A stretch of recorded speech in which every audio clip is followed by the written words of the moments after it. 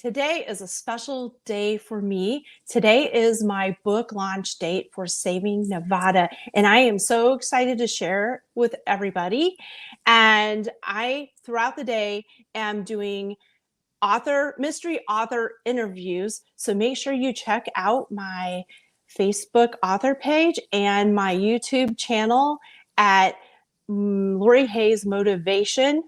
And if you haven't seen the interview with Abigail Hale, I highly recommend that you check that out because my book, Saving Nevada, is based on a true story and is based on Abigail Hale. So you might want to check that out because it was really exciting that she took the time out to come on to my channel and give an interview. So now today I have a special guest also, Sherri Hollister. Welcome, Sherri. Thank you. It's great to be here. Thanks. I hear that you write about horses sometimes in some of your novels. Yes, I have a granddaughter that is a horsewoman, and she inspired some of my stories. And I have a good friend that does therapy with animals. And so that inspired one of my contemporary stories.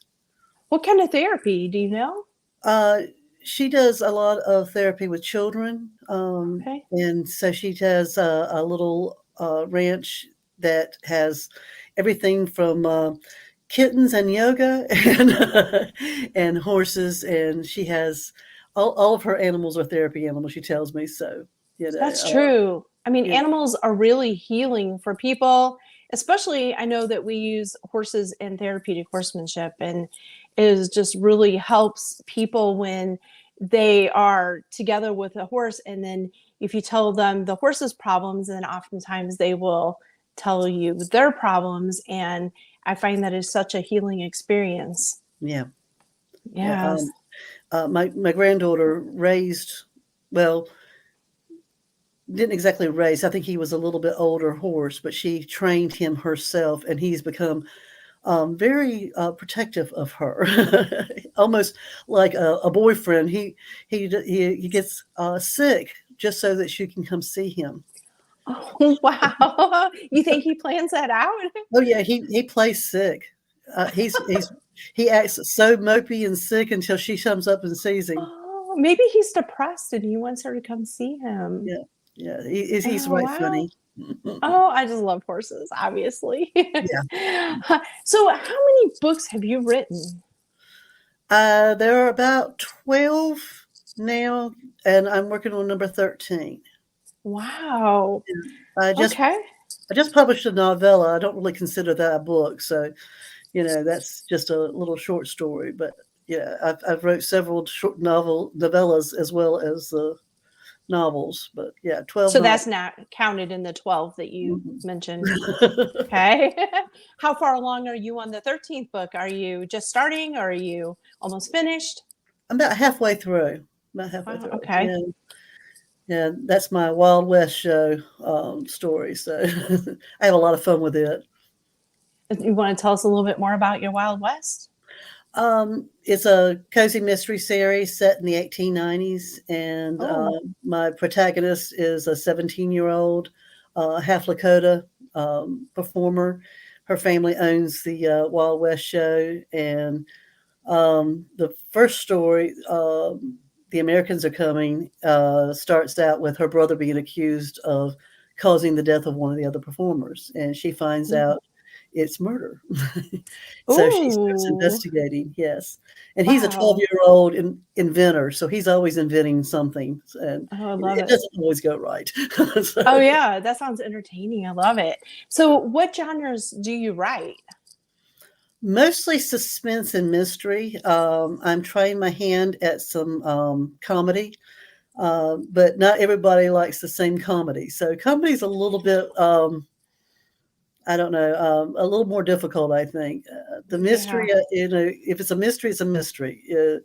But comedy can be hit or miss.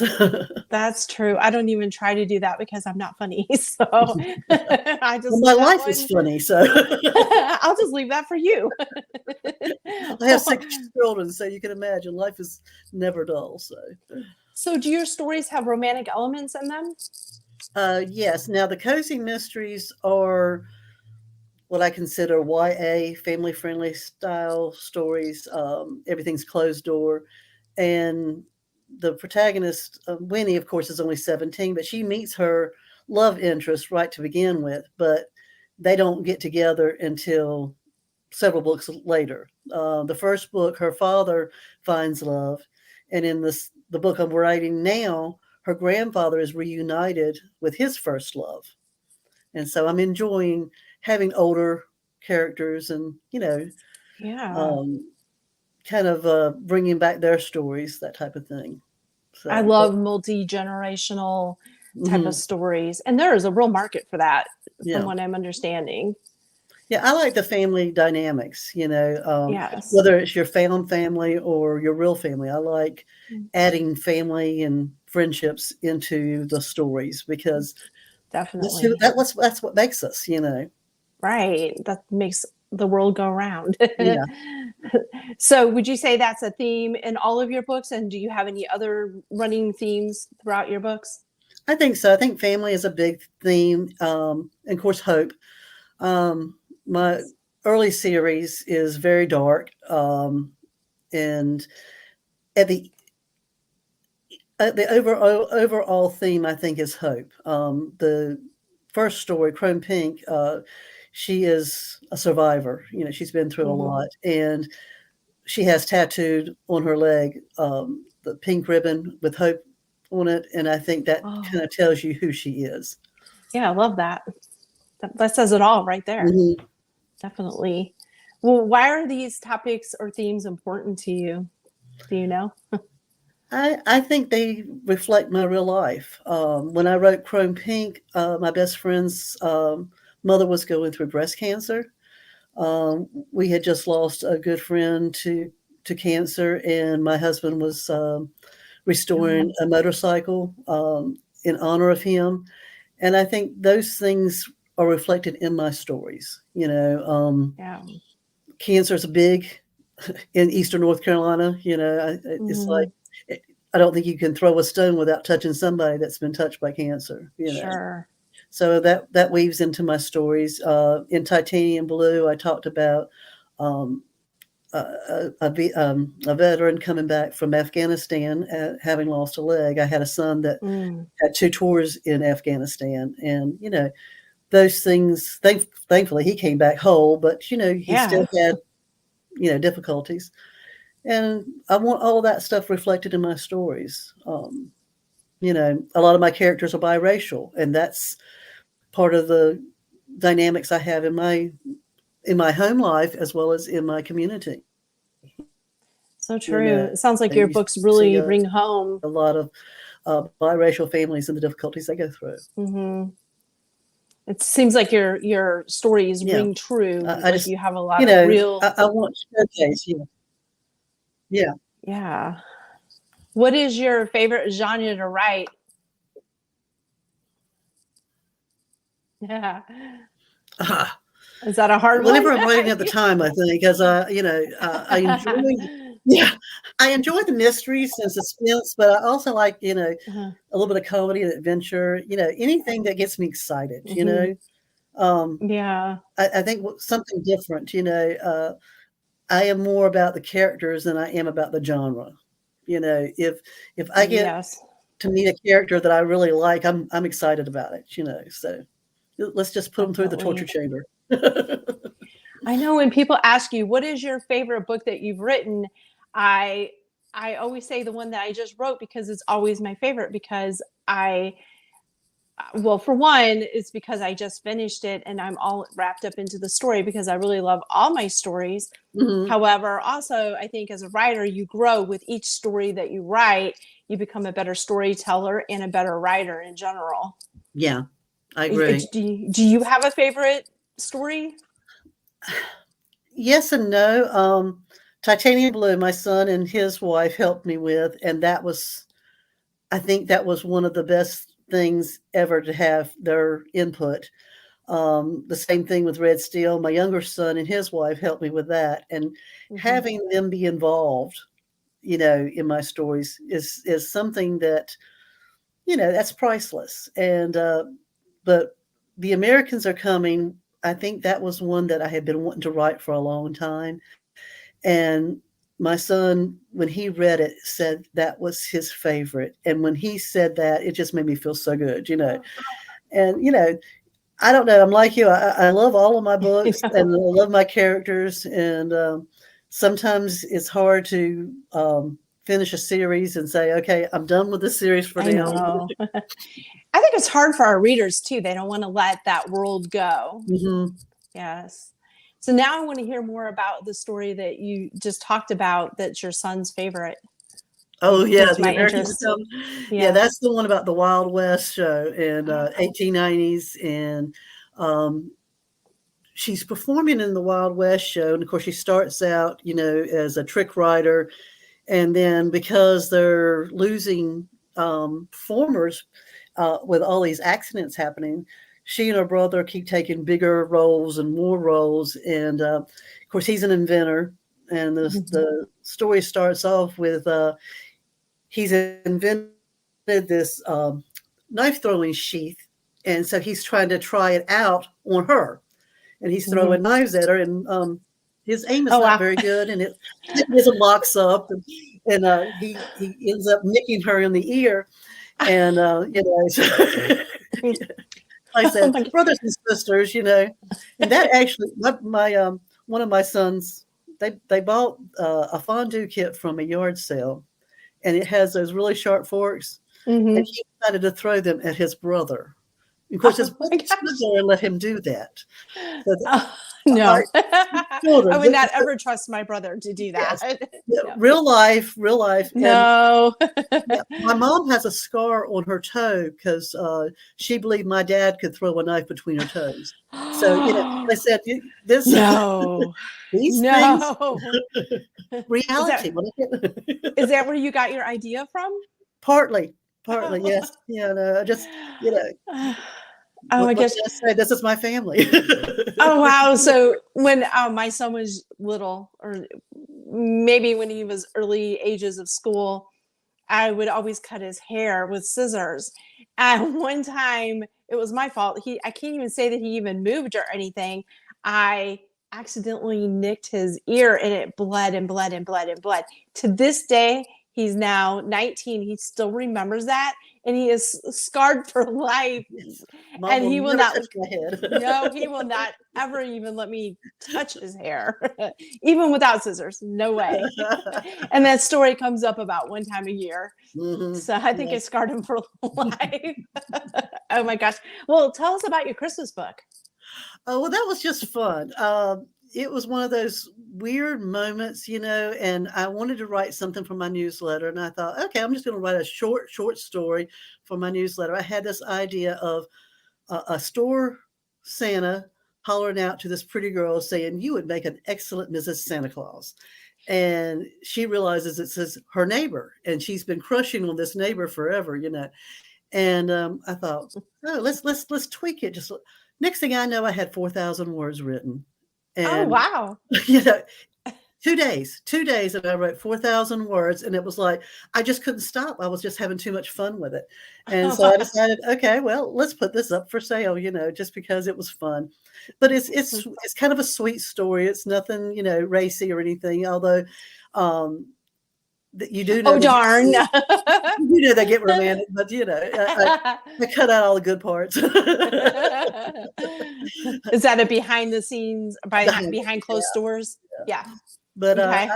I just thought it would be fun. I mean, she's a librarian and she's relocated, and they're older. I mean, I would say he's probably late 30s, early 40s, and that type of thing.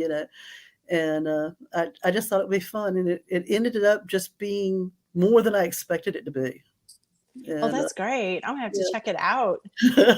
So, you Is know, that on Amazon, Barnes and Noble? Where can I get it? all of them, I put it everywhere.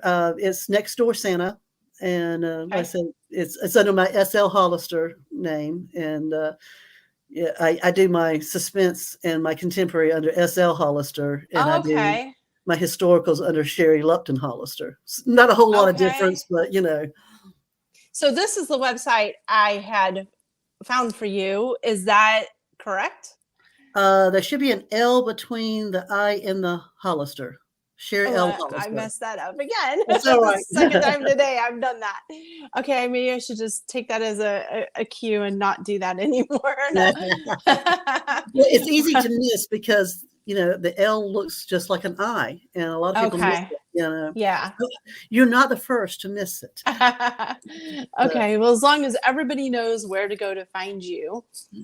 And so, do you want to tell us more about what you're working on now, or is that secret? It's not really a secret. It's the sequel to The Americans Are Coming. It is Who's Killing the Dukes of Applegate, which is the family estate, is Applegate. And two of the dukes are already dead, and one is very sick. And Winnie and her family arrive just in time to save the duke and find out who's involved in killing these the family members and everything, and a little bit of fun. That sounds fun. Yeah. One of the things that she was learning to do at the end of The Americans Are Coming was to pull a bow and arrow with her toes. Oh, wow. You have a thing with toes. I do. I have a thing about toes. And a friend of mine was saying that when she was overseas, they actually taught a child to do that who had lost his arms. So my husband had found something on YouTube about a woman who was doing the bow and arrow with her feet. Oh, wow. And I'm just like, okay, I'm going to put this in my book. This is going to be fun. Yeah. Oh, my gosh, that's great. She has to figure out a way to use her feet to get free. Oh, my gosh. Many years ago, I saw this video where this person didn't have arms either, and she was in the grocery store and she was picking up the apples and things with her toes. She was able to have that dexterity with her toes, and I just was always fascinated and I remember that all these years. Oh, yeah. So now I'm intrigued with this idea of shooting a bow and arrow with toes. The things we can do, the human nature is just unstoppable sometimes. Oh my gosh. But my dad used to pinch me with his toes. He had really good control. I can do that. You can do that? Yes. Now, I've not tried a bow and arrow or anything. I don't think I can do a bow and arrow. I don't have that kind of strength, but I might have to try it.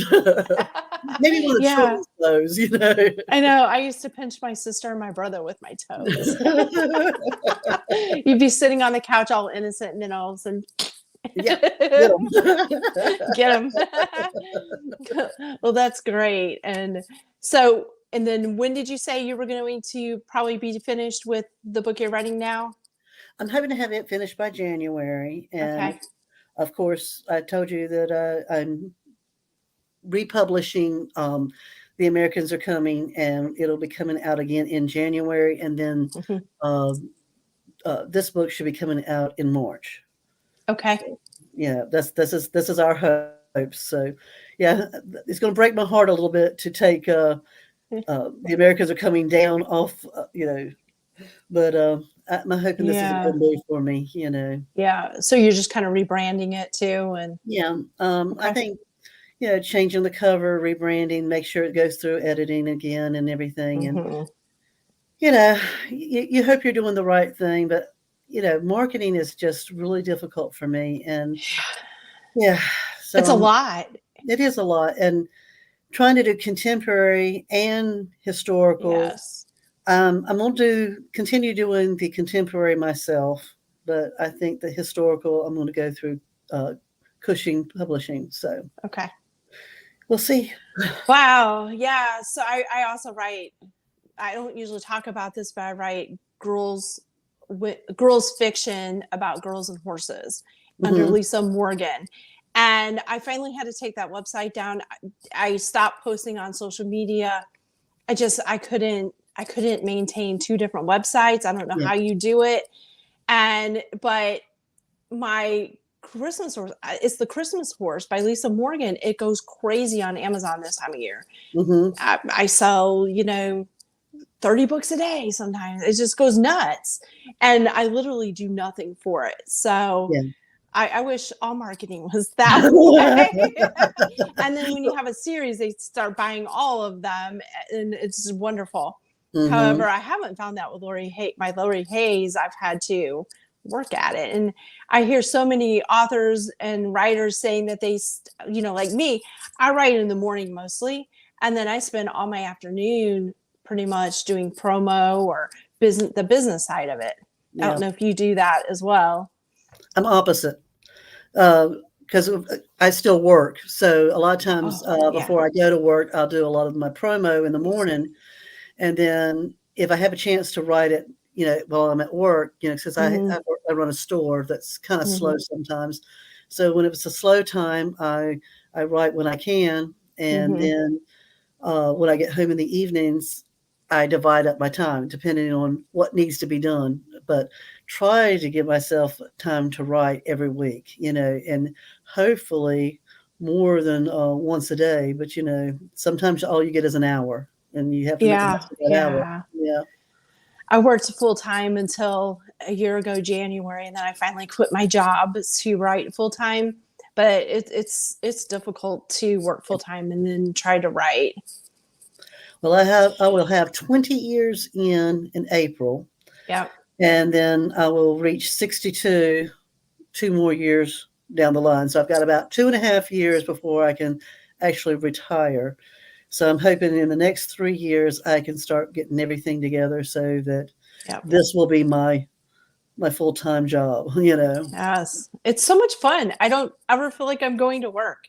Yeah. I could work 15 hours a day and just have a blast doing it. So, but when I worked 8 hours before, or even 6 hours, I'd come home and I'd be exhausted and wiped out the next day. So Yeah. I guess it matters if it's your passion or not. And, you know, Yeah. well, I appreciate your time because I know you're very busy, and I appreciate that you came on here to speak to all of us.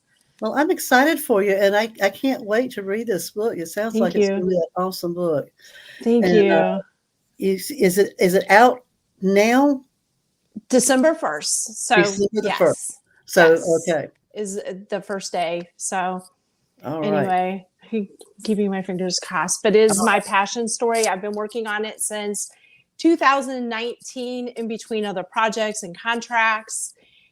And finally, when I quit my job, I was able to write more of it. My agent was pitching it as nonfiction, narrative nonfiction, and we got a lot of really strong hits on it. But anyway, my team decided that we needed to make it um, fiction based on a true story because it really is in first person, and I am not in her head, Mm, and I think yeah. this makes more sense to do that. Yeah. Yeah. But, well, I That's appreciate awesome. it, and have a great holidays, and I will see you soon Yes. Christmas at our party. holiday party. Yes. Yes. I can't wait. Thank you so much, Laura. You have a good one. Thank you. Bye bye. Bye.